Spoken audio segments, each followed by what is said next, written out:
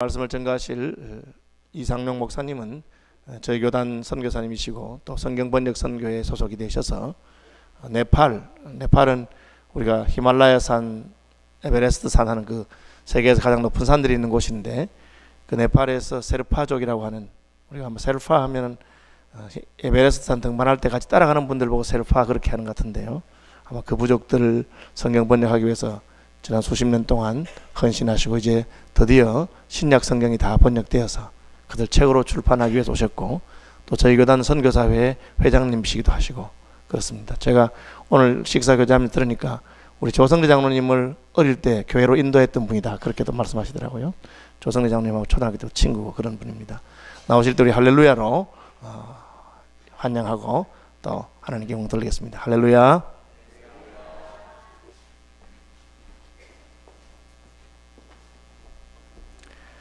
안녕하십니까. 저희 고신 선교부에는 대강 선교사님들이 한 400여 분 계시는데, 우리 시민교회가 늘 위에서 기도해 주시고 후원해 주시고 도와주셔서 선교사님들 대신해서 다시 한번 감사를 드립니다. 우리 선교를 통하여서 이 교회가 더욱더 하나님 앞에 앞서가는 그런 교회가 되어졌으면 좋겠습니다. 말씀으로 들어가겠습니다. 근래 저희들은 한 국가가 깊은 슬픔에 빠지는 것을 경험하였습니다.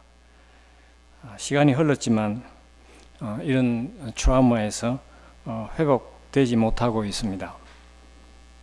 옛날 이스라엘에도 온 나라가 이와 같은 깊은 슬픔에 빠졌던 적이 있었습니다. 단지 몇백 명의 인명의 손실에 그치지 아니하였고, 바빌론이라고 하는 나라의 공격으로 인하여서 이스라엘 나라는 빼앗기고 하나님의 성전은 파괴되었으며, 이용 가치가 있었던 모든 사람들은 바빌론으로 포로로 잡혀가 온 나라 전체가 공황 상태에 빠졌던 적이 있었습니다. 많은 사람들이 바빌론과의 전쟁을 통하여서 전쟁에서 죽었습니다. 아버지가 죽었고 또 그 아들까지 죽었습니다.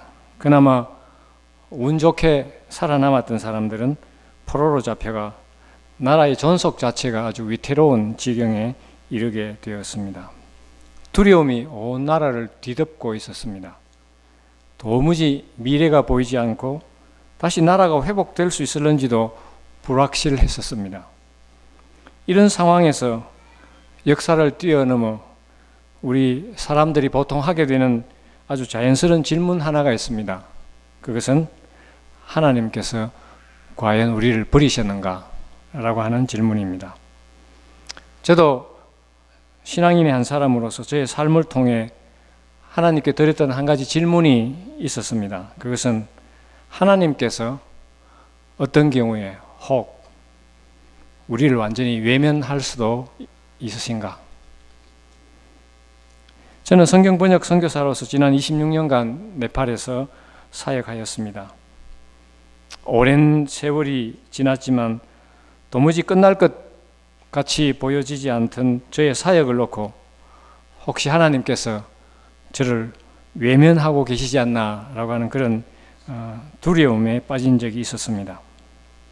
이제 겨우 현지인 중에서 신자들이 생겨서 그 현지인에게 기대를 걸고 있던 저희들에게 그 현지인의 배반은 저희에게 아주 큰 충격이었습니다. 거기에다가 결과물이나 어떤 성취물이 없는 가운데 시간은 하루하루 더 보태져가는 그런 가운데서 저를 더욱더 힘들게 만들었던 것은 두 사람의 죽음이었습니다. 한 분은 제가 존경하는 선배 목사로서 제가 선교사로 출발하기 전 약 7년 가까이 같은 교회 선배 목사로 모시고 있던 한 분이었습니다. 극심한 우울증으로 인하여서 스스로 목숨을 거두신 일을 몇 년이나 지나서 그 사실을 알게 되었습니다. 다른 한 사람은 저를 무척이나 따르던 후배 목사였습니다. 그는 가족으로 내려오는 선천적인 병인 치매를 앓다가 하나님의 부르심을 받았습니다. 마지막으로 만난 이 후배는 저를 전혀 알아보지도 못했고 사모님이 저를 대접하기 위해 까놓은 그 귤 옆에 있던 귤 껍질을 자근자근 씹고 있었습니다. 이들의 죽음 앞에 저는 또다시 이 질문을 하게 되었습니다. 때로 하나님께서는 우리를 정말 외면할 수도 있으신가? 저는 이들의 죽음과 이 질문에 너무 심각하게 빠져든 나머지 불면증으로 고통당하면서 의사로부터 우울증 진단을 받았습니다. 이러한 질문은 비록 저뿐만 아니라 이 시대를 사는 우리 모두에게 아주 쉽게 다가올 수 있는 질문이요 혼돈이라고 생각을 합니다. 예레미야는 이와 유사한 질문을 던지면서 선지자로서 백성들과 함께 울고 있습니다. 예레미야가 1장 1절에서 2절 사이에서는 이렇게 말씀하고 있습니다. 슬프다 이 성이여, 전에는 사람들이 많더니 이제는 어찌 그리 적막하게 앉았는고. 전에는 열국 중에 크던 자가 이제는 과부같이 되었고, 전에는 열방 중에 공주였던 자가 이제는 강제노동을 하는 자가 되었도다. 밤에는 슬피 우니 눈물이 뺨에 흐름이여, 사랑하던 자들 중에 그에게 위로하는 자가 없고 친구들도 다 배반하여 원수들이 되었도다. 그리고 2장 11절에는 내 눈이 눈물에 상하며 내 창자가 끊어지며 내 간이 땅에 쏟아졌으니 라고 말씀하고 있습니다. 한국 말에는 굉장히 힘들고 어려울 때 우리 내장을 표현해서 어떤 표현을 합니까? 이 히브리 말에는 간이라는 말이 나오고 창자라는 말이 나오는데 우리 한국말에도 이와 비슷한 표현들이 있나요? 이 히브리 사람들은 이런 표현을 잘하는 것 같아요. 예, 애간장이 탄다 그렇게 말하죠. 또 어떤 말이 있나요? 간장이 녹는다라고 말도 쓰나요? 이상하게 간장이라는 말이 많이 나오네요. 애간장, 간장. 또 그 외에 또 다른 표현이 있나요? 아주 힘들고 어려울 때 우리 내장의 일부를 들어서 표현하는 표현이 있나요? 예? 예? 환장. 환장. 그게 내장하고 연관되어 있나요? 저는 그냥 그 한 사전을 찾아봐야 되겠는데요. 환장이라는 말이 내장하고 연관되어 있는지. 예. 그러나 예레미야는 이러한 그 재난 가운데서도 이 재난에 대한 하나님 편에서의 설명을 들려주고 있습니다. 그것은 1장 18절에 여호와는 의로우시도다. 그러나 내가 그의 명령을 거역하였도다 라고 말씀한 것입니다. 여기서 주의해서 볼 것은 예레미야가 이 말씀을 할 때 2인칭을 사용하지 아니하고 1인칭을 사용하고 있다는 점입니다. 그것은 네가 잘못해서 그렇게 됐어가 아닌 하나님께서는 아무것도 잘못하신 것이 없어. 다만 내가 잘못해서 이렇게 된 거야. 예레미야의 말은 유다 나라가 당한 모든 슬픔에는 이유가 있다는 것입니다. 그것은 내가 잘못해서 그렇게 됐다는 것이죠. 그러니 우리 모두 빨리 하나님께로 돌아가자 라고 하는 말씀입니다. 당시 유다 나라가 바빌론에 의하여서 망하면서 그 책임을 왕과 정치자들과 종교 지도자들에게 돌리면서 원망하는 소리가 아주 빗발치듯 했습니다. 예레미야는 이 모든 사실을 잘 알고 있으면서도 내가 잘못해서 이렇게 된 거야, 우리가 잘못해서 이렇게 된 거야 라고 1인칭으로 말을 하면서 다른 사람이 아닌 나와 우리에게 그 책임을 돌리고 있는 점은 오늘 살아가고 있는 우리에게 많은 시사점을 주고 있습니다. 예레미야는 여기서 멈추지 않고 진정한 하나님의 모습을 다시 상기시키고 있습니다. 하나님께서 잘못된 게 아니야. 하나님께서는 여전히 정말 우리를 사랑하고 계셔. 모든 희망이 사라진 게 아니야. 아직도 희망이 있어 라고 외치고 있는 것입니다. 오늘 본문인 예가 3장 19절과 23절 사이에는 내 고초와 재난 곧 쑥과 담즙을 기억하소서. 이 쑥과 담즙을 기억하소서라는 말이 이제 그렇게 좀 썩 빨리 우리 귀에 와닿지 않는데 아주 쉬운 영어에는 이렇게, 쉬운 한글에는 이렇게 설명하고 있습니다. 내가 당하는 쓰라린 고통과 역경을 나는 기억하고 있습니다. 내 마음이 그것을 기억하고 내가 낙심이 되오나 이것을 내가 내 마음에 담아두었더니 그것이 오히려 나의 소망이 되었사오면 여호와의 인자와 긍휼이 무궁하심으로 우리가 진멸되지 아니함이니이다. 이것들이 아침마다 새로우니 주의 성실하심이 크시도소이다 라고 외치고 있습니다. 이 말씀은 여전히 우리에게 희망이 있다는 것입니다. 하나님이 우리와 함께 계시니 우리에게는 소망이 있다는 것입니다. 매일 아침 잠자리에서 일어나 감사해야 하는 것은 우리가 아직도 살아있다는 것이죠. 매일 아침 우리가 잠자리에서 일어나서 감사하는 것은 오늘도 우리를 향하신 하나님의 신실한 사랑을 확인할 수 있기 때문입니다.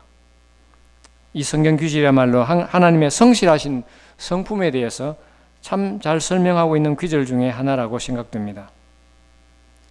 만약 여러분들께서 저에게 선교사로서 26년간 살면서 느낀 점 하나만 간략하게 말해보라고 그렇게 물으신다면 저는 서슴지 않고 저 히말라야 지역에 있는 이 쉘파 사람들을 위하여서 사역하는 지난 26년 동안 하나님께서 참 성실하고 신실하게 저를 도와주시고 사랑해 주셨던 그 조목을 하나하나를 여러분에게 간증해 말씀드릴 수 있을 것입니다. 이 지구상에 아직도 하나님을 알지 못하는 많은 사람들을 위해서 하나님께서 이토록 성실하게 일하신다면 저와 여러분같이 늘 주님 옆에 있는 성도들을 위해서 하나님께서는 얼마나 더 성실하게 그리고 신실하게 역사하시겠습니까? 이제 제가 일하고 있는 히말라야의 고산 부족인 이 쉘파 사람들을 향하신 하나님의 성실하심에 대해 잠시 생각해 보고자 합니다. 몇 년 전인 것 같은데 이 교회 방문을 해서 제가 약간은 설명을 드렸지만 또 잊어버리실 수도 있고 또 이렇게 자꾸 들어야 새롭게 되어지니까 조금 설명을 더 붙여보겠습니다. 이 쉘파 부족은 네팔에 있는 약 100여 개 부족 중에 하나이며 세계에서 가장 높은 에베레스트 산 남쪽 능선을 따라서 동서남북으로 약 한 5일에서 7일 정도 흩어져서 살고 있는 그런 부족입니다. 거기는 차가 다니지 않는 그야말로 걸어서만 다니는 산길밖에 없는 지역이기 때문에 동에서 서로 남에서 북으로 약 한 5일에서 7일 정도 걸리는 그런 지역입니다. 대부분 해발 한 2,000m에서 4,000m 사이에 있는 그런 고산 지역에 있는 고산 부족입니다. 이 사람들의 인구는 약 한 30만 명 정도 되는 것으로 추산하고 있습니다. 본래 티벳에서 살고 있던 티벳 부족이었지만 어떤 정치적인 난리를 피해서 남하에서 히말라야 산을 넘어서 지금 현재 살고 있는 그 지역으로 이동해온 이주민족으로 그렇게 알고 있습니다. 약 한 500~600년 전에 내려온 것으로 그렇게 알려져 있습니다. 이 부족은 본래 티벳 종족으로서 티벳 부족들이 믿고 있는 티벳 불교 혹은 라마 불교를 숭상하는 그런 부족인데, 라마 불교는 혹은 티벳 불교는 굉장히 그 샤머니즘이 강한 미신적인 성향이 강한 그런 불교입니다. 그래서 다른 종교에 대해서 아주 배타적입니다. 그리고 정하고 부정한 것이 굉장히 강한 신앙을 갖고 있기 때문에 어떤 마을에도 손님들이 들어올 때 함께 따라오는 귀신까지 막으려고 그렇게 많이 노력을 합니다. 그래서 길을 가다 보면 꽃이 놓여 있고 꽃 위에 아주 작은 돌을 얹어 놓습니다. 그럼 뭐 그렇게 흔히 할 수 있는 일이지만 그것이 하나의 상징인데, 손님들하고 함께 묻어서 들어오는 귀신들은 여기까지만 오고 안으로는 들어오지 못하도록 하는 그런 이제 표시죠. 엄마니 밤매움이라고 하는 그런 돌을 새긴 그런 돌을 막 세워놓기도 하고요. 그 다음에 이제 불경을 적어놓은 그런 큰 깃발을 펄럭이면서 이제 밖에서 부정한 신이 못 들어오도록 그렇게 하는 그런 종교입니다. 그렇기 때문에 이제 예수를 믿는다고 하는 것은 그 마을에서 추방당할 수밖에 없는 그런 것입니다. 이제 한 사람이 부정하면 그 온 마을이 부정해지기 때문에 한 사람의 부정도 용납을 할 수가 없어요. 그래서 누군가가 이제 다른 종교를 믿는다거나 혹은 이제 다른 종교를 갖고 들어오는 그런 사람이 있으면 반드시 이렇게 추방을 해서 그 사람을 통해서 들어오는 부정한 것으로 인한 그 자기들 신의 저주로부터 자기들을 보호하려고 하는 그런 생각들이 아주 강합니다. 그래서 마을에서 예수 믿는다고 하는 것은 참 힘들어요. 저희들이 현지인 사역자를 9년 동안을 보내서 현지 마을에서 지내면서 전도를 하게 했는데 9년 동안 믿는 사람이 아무도 없었어요. 그러면 이렇게 복음에 대해서 배타적인 백성들도 하나님을 알 수 있을까요? 이렇게 다른 종교가 들어오는 것에 대해서 배타적이고 아주 강하게 반대하는 부족의 사람들도 하나님을 알 수 있을까요? 저의 대답은 예, 알 수 있습니다 라고 하는 것으로 대답을 해드릴 수 있습니다. 왜냐하면 이들이 먼저 하나님을 찾은 것이 아니라 하나님께서 끊임없이 오랜 기간을 통하여서 이 백성들을 생각하고 계시기 때문입니다. 1967년을 시작을 해서 5팀의 선교사들을 이 쉘파 사람들의 말로 성경을 번역해 주기 위해 보내셨습니다. 저희가 맡아서 한 기간만 26년이었고 저희 앞서 사역했던 다른 4팀의 사역 기간을 모두 합치면 총 47년이 됩니다. 47년의 시간을 지나서 드디어 셀파 부족으로 신약 성경이 완성되어져서 지난 4월 29일 하나님께 봉헌되었습니다. 바로 이 성경입니다. 하나님께서 이 쉘파 사람들을 구원하시기 위해 얼마나 신실하게 역사하셨는지요. 1967년 호주의 질스추라 선교사 부부가 쉘파 부족 말로 성경을 번역하기 위해 네팔로 왔습니다. 그러나 1968년 이들이 첫 아들을 낳은 지 얼마 지나지 않아서 부인 마리 선교사에게 간질병 증세가 나타났습니다. 간질병은 고산 지역에서 사역하는 선교사들에게 간혹 나타나는 사탄의 역사로 알려져 있습니다. 결국 질스추라 선교사 부부는 사역을 중단하고 본국으로 돌아가고 말았습니다. 이들은 지난 4월 29일 네팔에 있었던 봉헌식에 참석하여서 그 당시에 자기들이 네팔을 떠날 수밖에 없었던 그 당시의 심정을 잠언 16장 9절의 성경 말씀으로 대신하고 있습니다. 사람이 마음으로 자기의 길을 계획할지라도 그의 걸음을 인도하시는 이는 여호와시니라. 질스추라 선교사 부부가 떠난 후 미국의 고든 선교사 부부가 잠시 쉘파 사역을 계속했습니다. 그는 쉘파의 언어에 어문론을 쓸 정도로 아주 탁월한 그런 언어 학자였지만 어떤 이유에서인지 그 사역을 중단하고 말았습니다. 이번에 봉헌식에도 이분들이 참석을 하지 못하였기 때문에 그 근간의 상황을 저희들도 정확하게 알 수가 없습니다. 이 두 번째 팀인 미국의 고든 선교사 부부가 쉘파 사역을 그만둔 뒤에 1969년 독일의 샤턴드라이어 선교사 부부가 사역을 위해서 네팔로 왔습니다.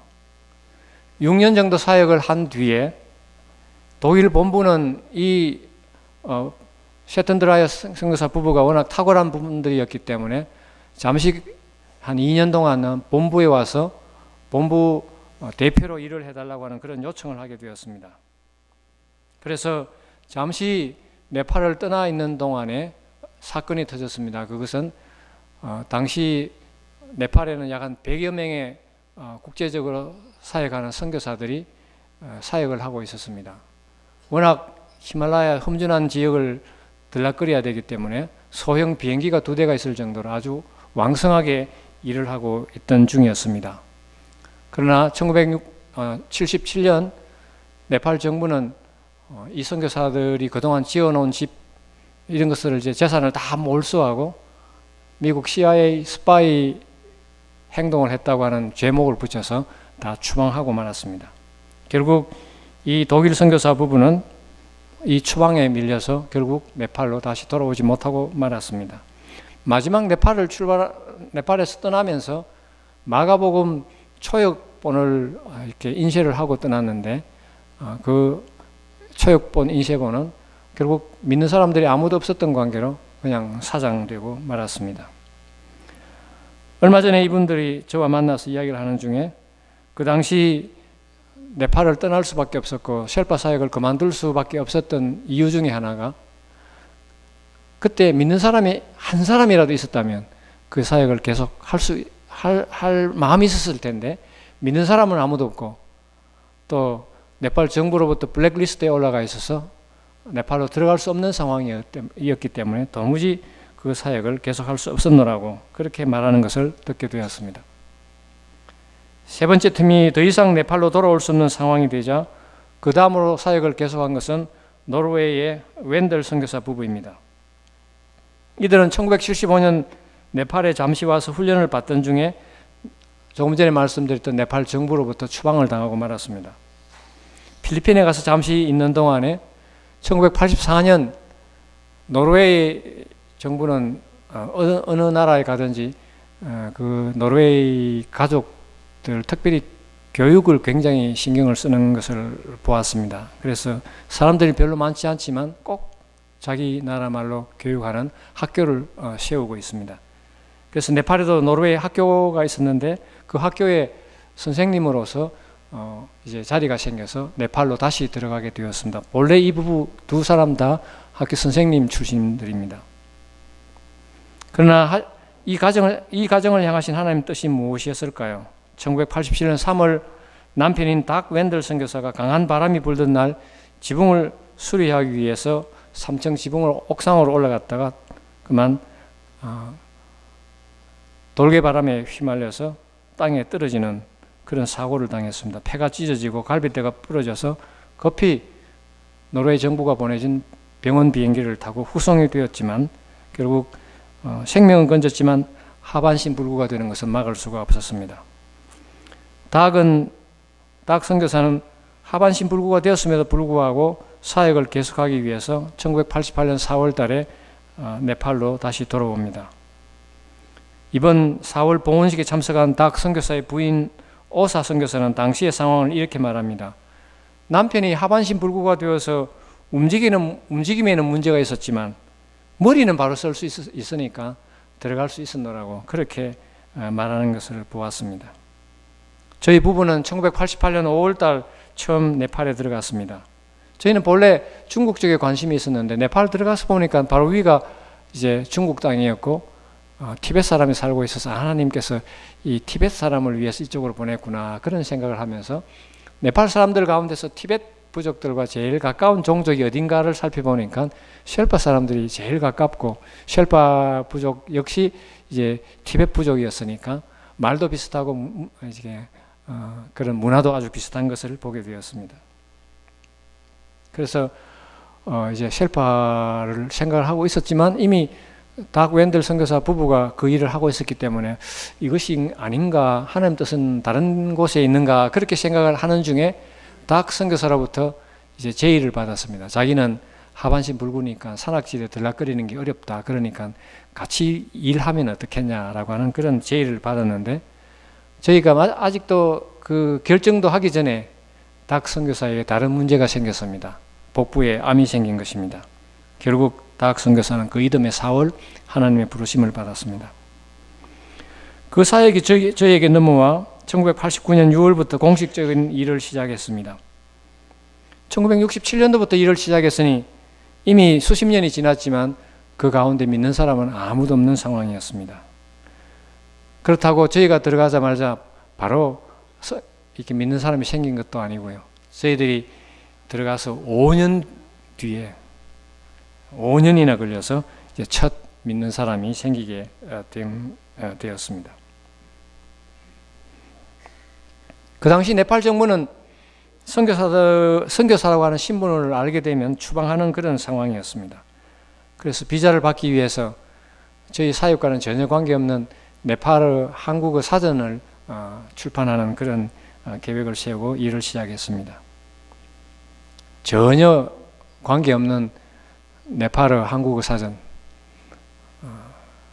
한국교회에 와서 보고할 때도 제가 네팔 사전을 출판했습니다. 그런 것은 그냥 보고 안에 끼워 넣을 수도 없는 괜히 요거도 먹을 만한 그런 일들을 하고 있었습니다. 그냥 컴퓨터로 사전을 만들고 있으면 중간중간에 하도 기가 차서 내가 왜 이 짓을 하고 있는가 기가 차서 또다시 한숨을 쉬고 밖에 나가서 이렇게 좀 숨을 고르고 난 뒤에 다시 들어와서 일을 해야 될 정도로 그 기간 자체가 참 저희들에게는 뼈아픈 시간들이었습니다. 쉘파 말은 뭐 여러분들이 어떤 말을 배울 때 갖고 있을 사전이나 문법책이나 문법책은 둘째치고 글자 자체도 없는 그런 언어입니다. 그러니 이 언어를 배우고 글자를 만드는데 얼마나 시간이 걸렸겠습니까? 글자를 만드는 데까지 나아가는데 그냥 한 10년 이상 걸렸고, 한 10년 이상 정도 이제 쉘파 말을 들으니까 그때서야 비로소 쉘파 말에도 충청도 사투리가 있고 전라도 사투리가 있고 경상도 사투리가 있구나, 세 가지 서로 다른 사투리가 있다고 하는 것을 5년이 지난 뒤에야 겨우 알 수 있었습니다. 문법은 참 만들기가 어렵습니다. 이제 그냥 들어서 이렇게 깨달을 수밖에 없습니다. 나는 밥을 먹었다. 나는 어제 밥을 먹었다. 나는 지금 밥을 먹는다. 내일 나는 밥을 먹을 것이다. 그러면 이제 이렇게 해서 이제 질문을 하면 그 사람들이 대답할 거 아니에요? 그럼 그 대답하는 그것을 듣고, 이게 미래형 조사구나. 이게 현재형 조사구나. 이게 과거형 조사구나. 그렇게 이제 알아서 하나씩 분석해서 이제 알아들어가야 되는 것입니다. 그래서 이 참 문법은 분석하기가 그렇게 쉽지 않습니다. 아직도 알지 못하는 그런 이제 문법들이 몇 가지가 있는데, 이제 동료 언어학자들이 이제 저에게 묻습니다. 자기 언어에는 이런 부분이 있는데 쉘파 말에는 이런 것은 어떻게 되고 있냐고. 그 질문을 받으면요, 갑자기 등 뒤편에 이 아래쪽에서 뜨거운 기운이 싹 올라가면서 이게 이제 머리까지 올라와서 갑자기 막 식은땀이 나기 시작합니다. 자신이 없다는 거죠. 아직까지 잘 모르겠다는 거죠. 긴 사역 기간에도 불구하고 믿는 사람은 별로 없고, 나름대로 열심히 일한다고는 했지만 보여줄 것이 별로 없는 이 사역은 저희들을 점점 지치게 하였고, 마침내 저희 부부 두 사람 다 우울증을 앓게 되었습니다. 제 아내는 1995년도에 우울증을 겪었고, 저는 2008년도에 우울증을 겪었습니다. 하나님의 신실하심을 경험하기 위해서는 많은 기다림이 있어야 하는가 봅니다. 오늘 본문인 예레미야 예가 3장 25절에서 26절은 이 기다림에 대해서 이렇게 말씀하고 있습니다. 기다리는 자들에게나 구하는 영혼들에게 여호와는 선하시도다. 사람이 여호와의 구원을 바라고 잠잠히 기다림이 좋도다. 사람이 여호와의 구원을 바라고 잠잠히 기다림이 좋도다. 하나님께서 신실하시기 때문에 모든 어려움이 그냥 쉽게 지나가는 것은 아닙니다. 하나님이 신실하시기 때문에 우리에게 생기는 그 어떤 어려움이 그냥 빨리빨리 해결되는 것은 아닙니다. 하나님의 신실하심을 경험하기 위해서는요, 인내함으로 하나님의 때를 기다려야 합니다. 성경 번역 선교사로서의 가장 큰 고민 중에 하나는 이 성경책을 번역해서 출판을 해놓았지만 아무도 읽지 않는다면 어떻게 할까라고 하는 고민입니다. 책을 쓰는 저자가 이 책을 출판을 하더라도 아무도 안 읽을 것이다, 그런 것을 알면서 책을 쓰는 사람이 있다면 그 사람은 바보일 거예요. 저의 심정이 그런 마음이었습니다.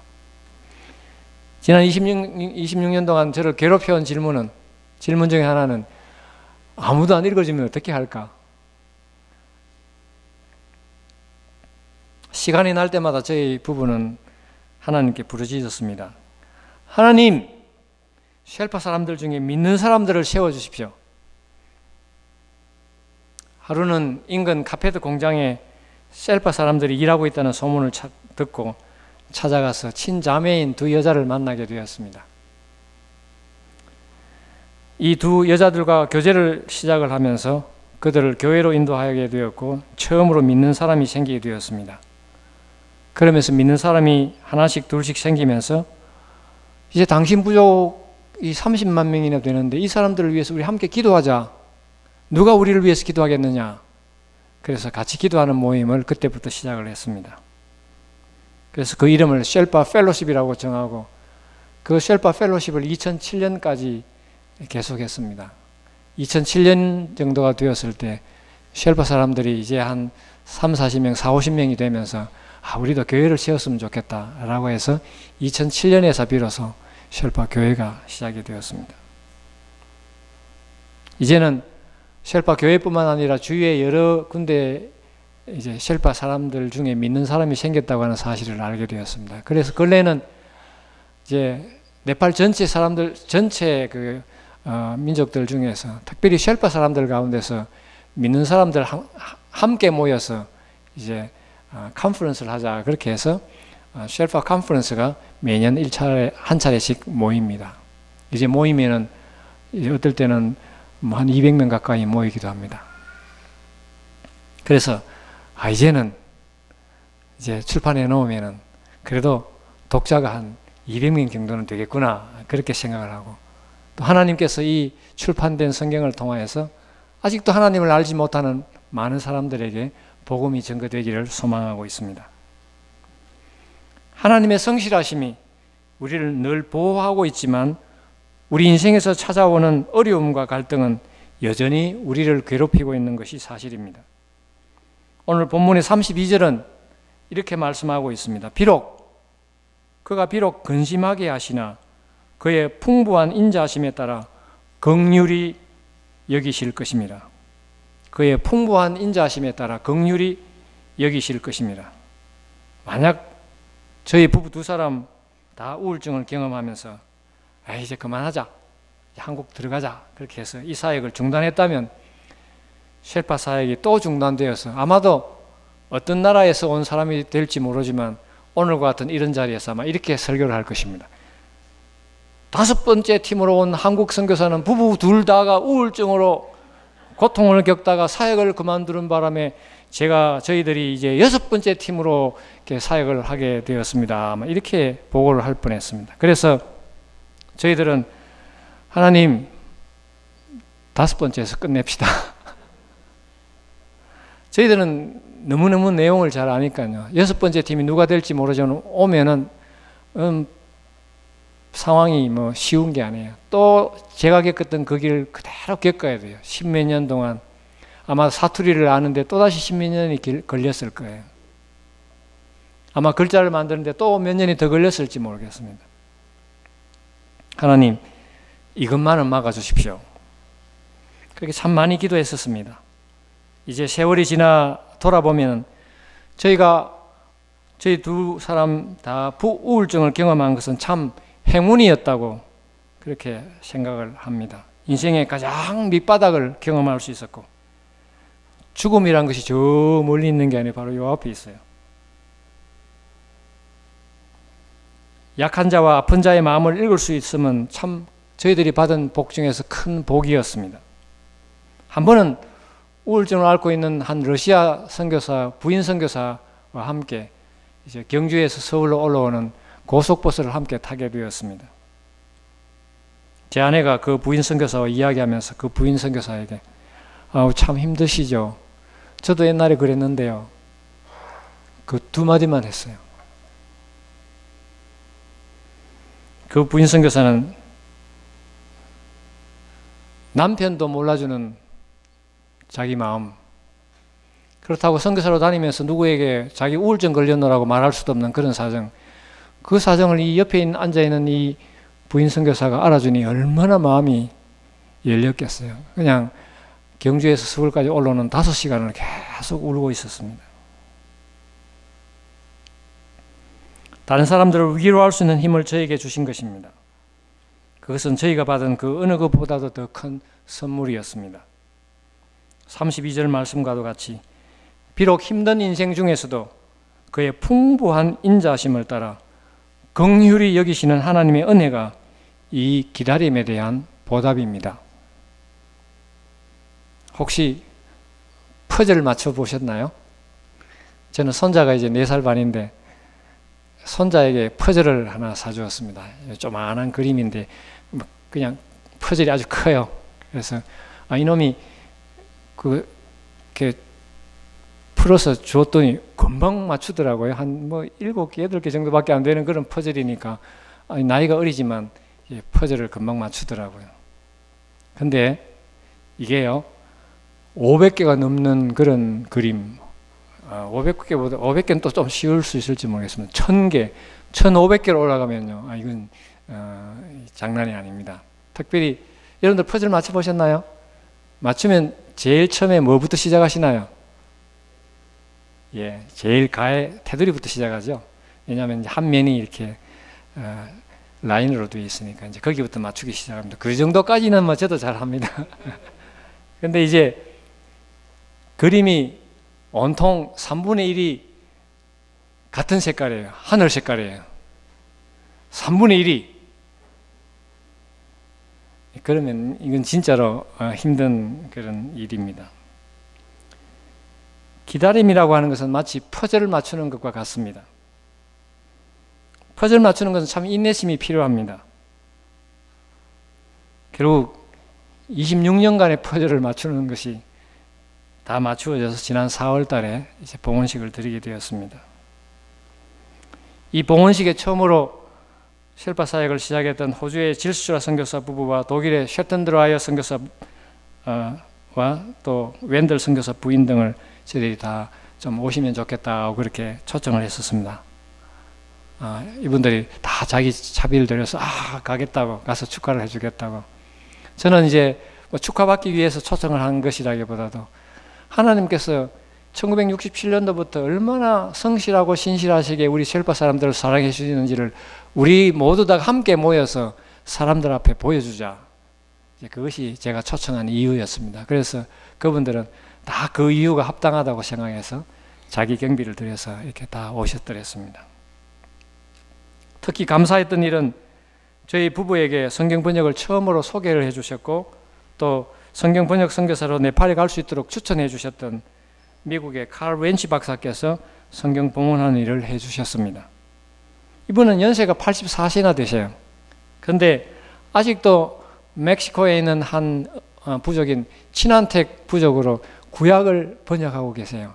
84세인데. 그래서 원래 이제 이분을 초청을 하면서 매일이 오고 가고 하던 중에 이분이 이제 성경 번역 선교사가 된 지 올해가 60년이 된 것을 알게 되었어요. 그래서 이제 성경 봉헌식을 하기 전 이제 식사를 같이 하는 그런 식사 자리에서 우리 네팔에 사역하는 선교사 60, 70명이 함께 모여서 이 60주년 기념식을 이분들에게 해드렸습니다. 이제 짧게 한 2분 30초 정도의 영상이 하나 있습니다. 잠시 보시겠습니다.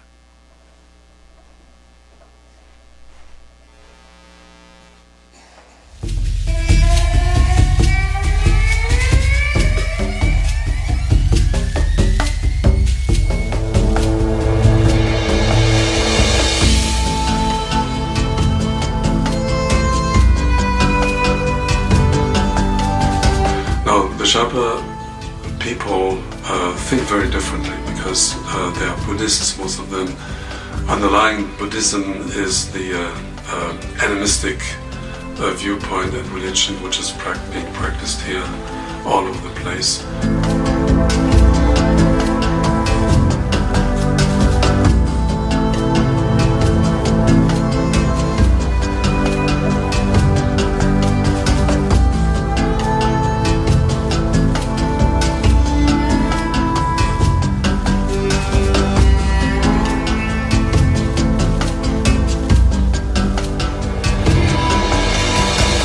And they said, you're lucky because it is your legs there that there is something wrong with. Your head is all right, so of course you can continue your work.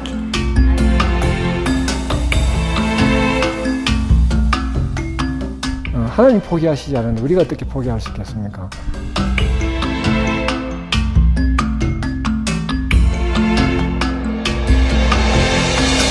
And I believe that through this book, he's going to raise up a people of God who are equally as brave, courageous, hardy, strong to win the spiritual Everests for God.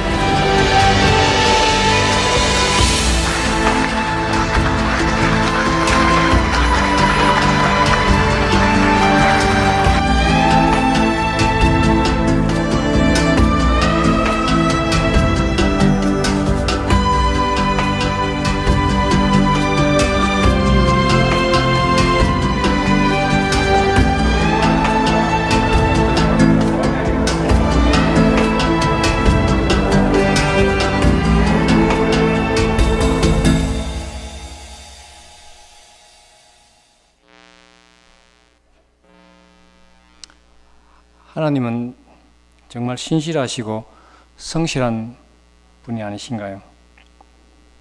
세상 사람들이 잘 모르는 이 히말라야 산 속에 살고 있는 한 산지 부족을 구원하시기 위해 포기하지 않으시는 하나님, 한 선교사가 어려움을 당해 떠나면 또 다른 선교사를 보내시고 그에게 문제가 생기면 또 다른 선교사를 보내셔서 마침내 그들의 언어로 하나님 말씀을 전해주시는 하나님의 사랑을 무슨 말로 다 표현할 수 있겠습니까? 한마디로 하나님은 참 인간을 사랑하시되 끝까지 신실하게 사랑하신다.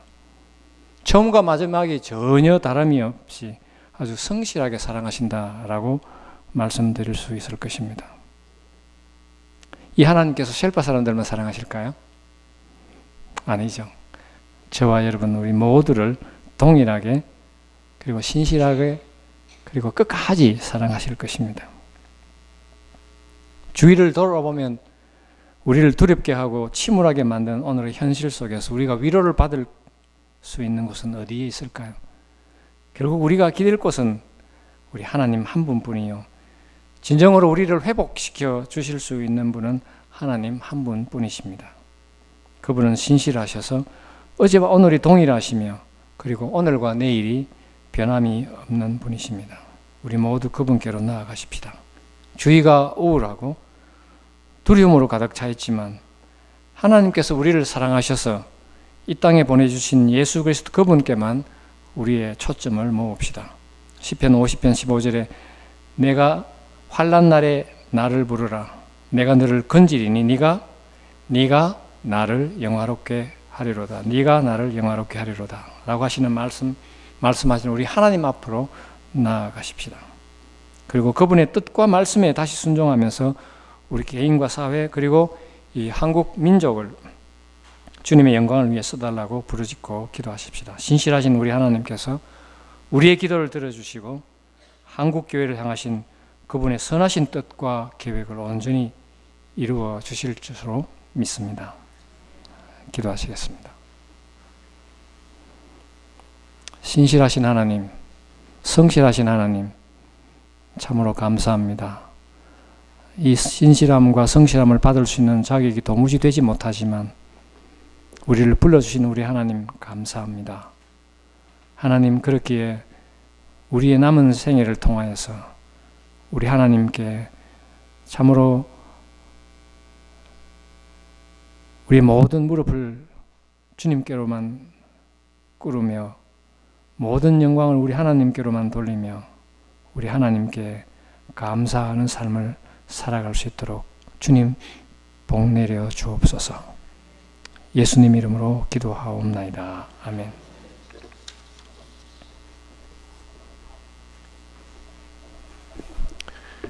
예, 신실하신 하나님을 찬양합니다. 393장 함께 찬송합시다.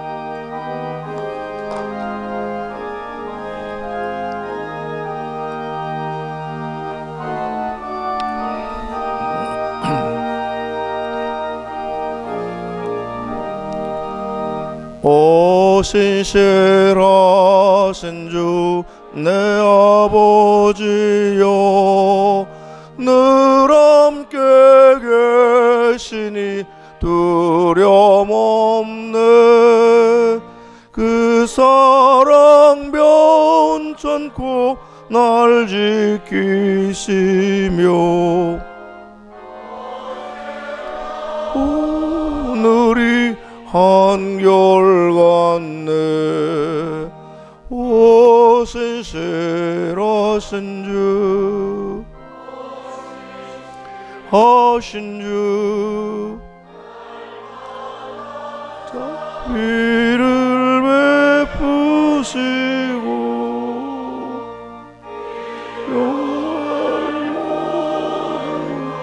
내려주시니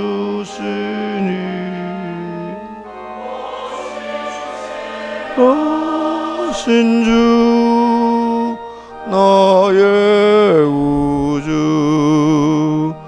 봄철과 또 여름,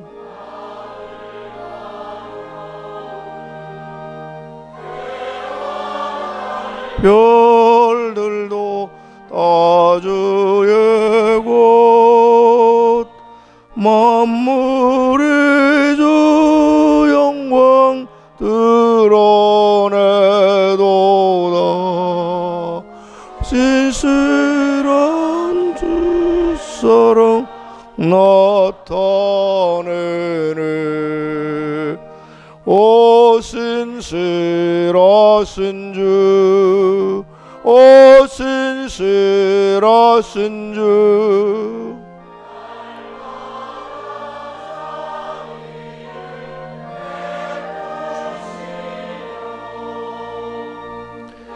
일용할